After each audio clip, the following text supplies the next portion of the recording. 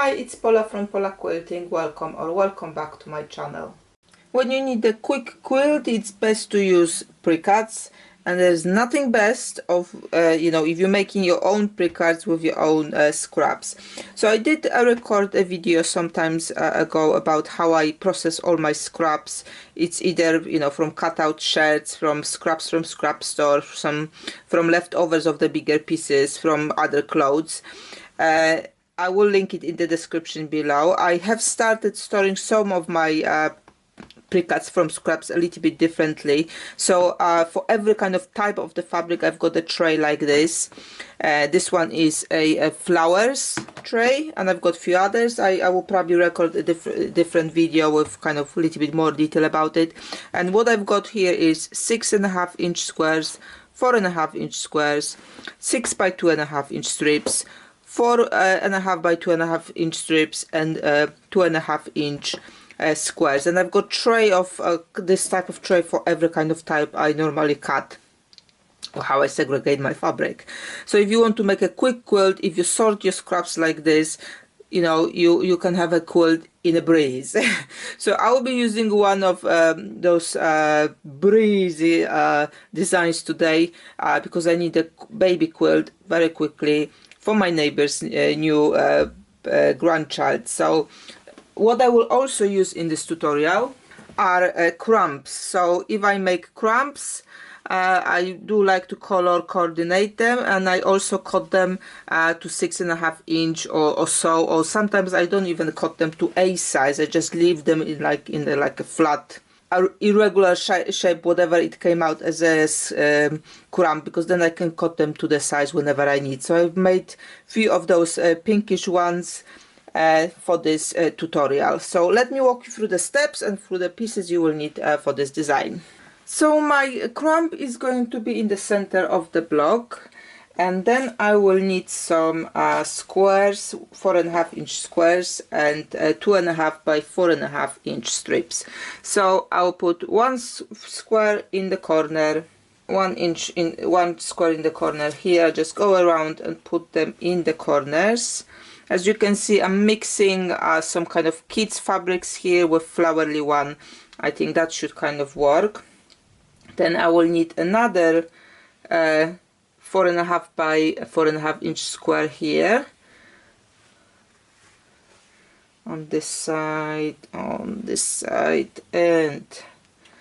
on this side. And then this space here is going to be 2.5 by 4.5 inch piece of fabric. And I'm using quite bright colors here because I'm gonna be adding star legs to those fabrics, and I want them to kind of pop. So here we go. So again, the order: 4.5 square, 2.5 by 4.5, 4.5 square, 4.5 square, 4.5 square, 2.5 by 4.5, 2.5 by 4.5, 4.5, 4.5, 4.5, 2.5 by 4.5, and 4.5 inch square. In the middle we've got 6.5 inch square. Whatever you want to put inside, it can be something already a type of the block, or a crumb like this, or even plain fabric. It's up to you what you've got in your boxes. So I will then need a contrasting fabric. I've chosen this like black and purple colors here, 4.5 inch squares, which I'm going to be using to snowball or kind of make a star legs on those square here and all around. Because I'm doing them in the same direction, I am going to be able to chain piece all of it, because I will kind of don't lose the direction I'm going with. Now this already looks quite nice. This looks like a friendship star, but I want to add another star leg which will go on this side. Just remember which way you need to put it on. And you can use a different method to kind of make yourself that line on which I'm gonna be stitching, or you will be stitching on. I'm just using a ironing method. It works for me, but you can obviously draw a line on the back in the middle of that square, or you can use a tape on your machine, whatever works for you. But basically what we want to do is stitch those darker colors on the, you know, those pieces together to make sure we have that shape at the end. So because, like I said, all of those are sewn exactly the same way, if you can see when I'm putting them together, I can now all chain piece all of those pieces in one go, because they will all go in the same direction, so it's quite easy to sew them together. Okay, I'm ready to start sewing. I will just change my foot from my quarter one to just normal one, because it's easier to see when I'm going to be snowballing. Actually, I might even put different one. I will put the open toe one. With open toe is even easier to see. So that will be my foot. Now when you're using the iron-on method, where you're making your kind of shapes, you want to fold your triangles left side to each other, so you have the groove to sew on rather than bump to sew on. It's just a little bit of easier that way. So I'm just gonna match my two 4.5-inch squares, and I will sew in the middle. And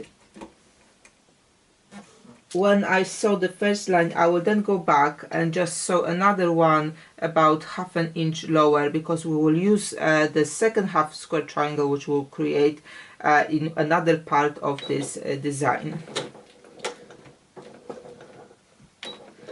And my machine hit my corner there. It's good to use the leaders and enders here. I didn't, so that's what happened, but here we go. We can carry on. So this is the bead I said you can easily chain piece. I'll just quickly go one after another on this one. Then I will turn around all stack, and I will sew that second line about 1/2 inch lower.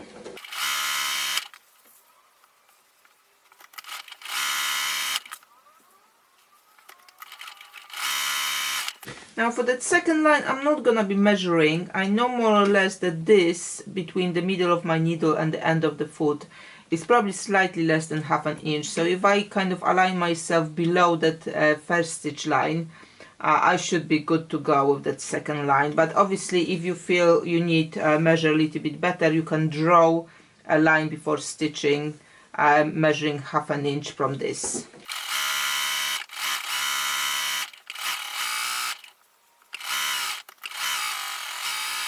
Okay, now we've got the stack with the 2.5 by 4.5 inch rectangles. I kept my smaller squares here, 2.5 inch squares, kind of where I want to snowball, so I don't kind of mix them up. And then I can just open them up and do exactly the same thing, and I can chain piece as many as I need for how many blocks I need. Here I won't be going back to kind of make that second stitch for small half square triangle, but if you've seen this video, you know I have a method how to use up those corners, and I will just pop them to the box where I've got all of those leftovers to put them on the tape.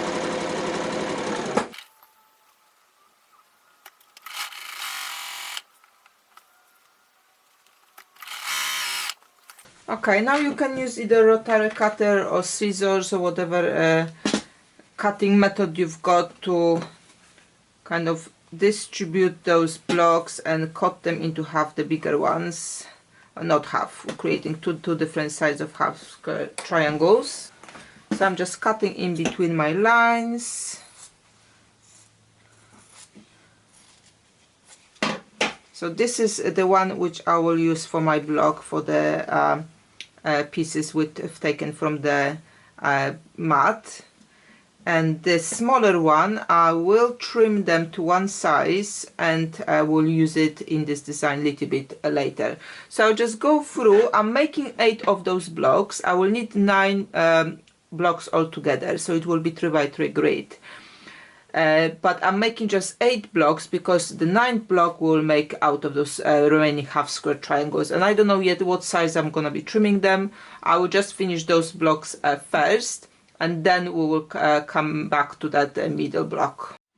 Same with these ones. I will just cut off my excess here about 1/4 inch away, And I can take it all now to the iron them up, make them back to the rectangle shape. Okay, let me quickly do that, and I will show you the sequence of how are we going to stitch them together. I've ironed all my parts and they are back here. Now a small tip when you're ironing anything done on bias, what I normally do, I take my pieces, I open them up first and just finger press, so then I don't stretch the bias here, and then I put the iron on top of it. So just a small tip. So I can now quickly chain piece my star legs. Now I'm working with scraps. I don't kind of have a preference what goes with what. It is just I'm gonna be pairing it up and sewing it together, and that's it. If you had it laid out in specific way, then obviously I'll suggest you take a picture before you take it to the chain piecing, and then you can put it back in the order you like. So what I will do, I will first put my star legs together. So smaller piece is on the left, bigger piece is on the right, and I've got my purples going away from the middle. And again, because they will be done exactly the same way, I can quickly chain piece. Now I need to change my foot now to 1/4 inch, because that's what we'll need, that 1/4 size here. Here we go, and now, like I said, chain piecing everything in one go for as many blocks as I want to make.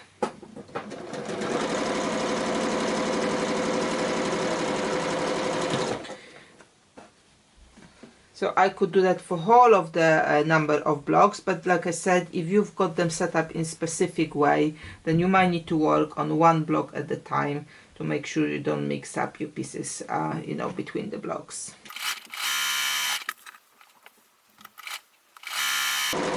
Now I didn't pay attention which way the seams are going. I'm not that fast with that. Machine can take it, and as far as it's all nice and flat, then I don't really mind which way they're going, which way they were ironed. I just want to have a nice straight stitch and well sewn pieces together. So that's 4 for this block, and because now I've got them all kind of the same size, and I just got 3 shapes in the row, I can really stitch everything as a 9 patch. I'll just bring it closer here to the machine, and I can lay them out back. And again, I don't mind which piece goes where, because it's all scrappy. As far as my star legs are going towards my crumb block, I don't mind the colors where they're going. But you obviously, if you kind of had it set up, put it in the right spot. So 9 patch. I'll just sew all of those pieces together first, and I will add turn it around, and the job will be done.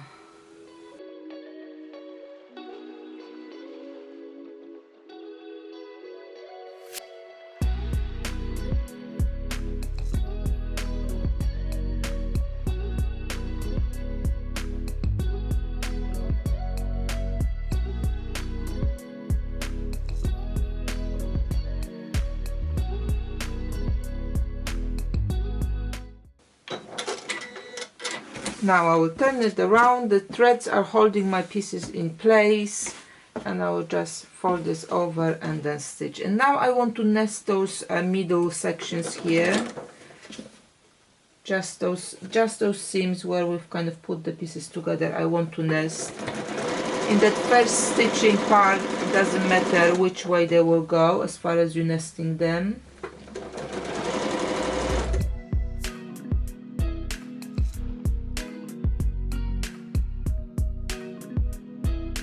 Now with that part, you want to have the stitched one on top of the one you will be stitching to, because then you can see which way the seams have been sewn here, and you can obviously replicate it when you're nesting on the other side. So let's quickly do that.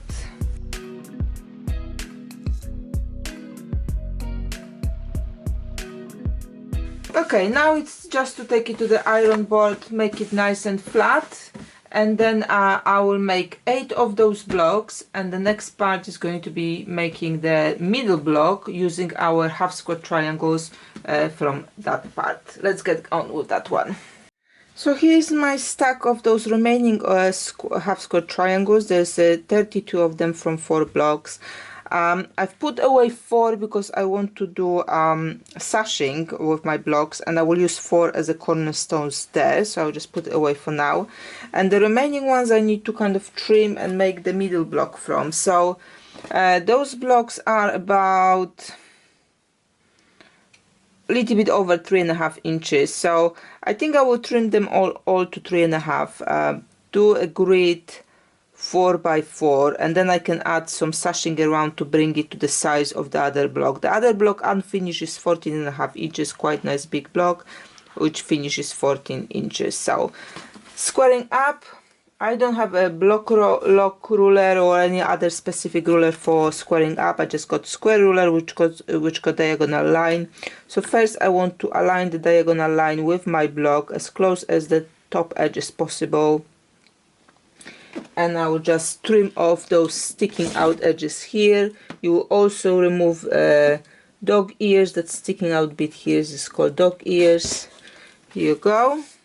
And then when I turn it around, I want to align it with the measurements I want to cut it to, and again align the diagonal line as well, just to make it nice and tidy. So 3.5 inch here, 3.5 inch here, and I can square it up. Now if you want to do a lot of those things with a bigger ruler, it's good to use maybe masking tape, painter's masking tape, to kind of make yourself a line here, so it always, you know, you don't mix up your dimensions. Basically it's easier to see what you're going to do. So I will go through my stack and I will square up 16 of those squares to do that layout 4 by 4 grid. Here are my half square triangles, trimmed to 3 inches, and you know, there's plenty of ways of setting them up, so just you know, choose whatever you feel is you know, what you like. Basically I think I will make some sort of flying geese pattern. So one kind of row will go one way, so that's 2 of those rows of the half square triangles will go one way, and then I think I will maybe do the other 2 rows going other way, so this way. But again, you might have your preferred design, so just go with it, whatever you feel you like. And then it's just a 16 patch to sew together. You can chain piece it quickly, same like with the 9 patch. So I will do that now, and then I will, like I said, will need to figure out the dimension of my strips to add all around to bring that block to 14 inches finish or 14.5 unfinished.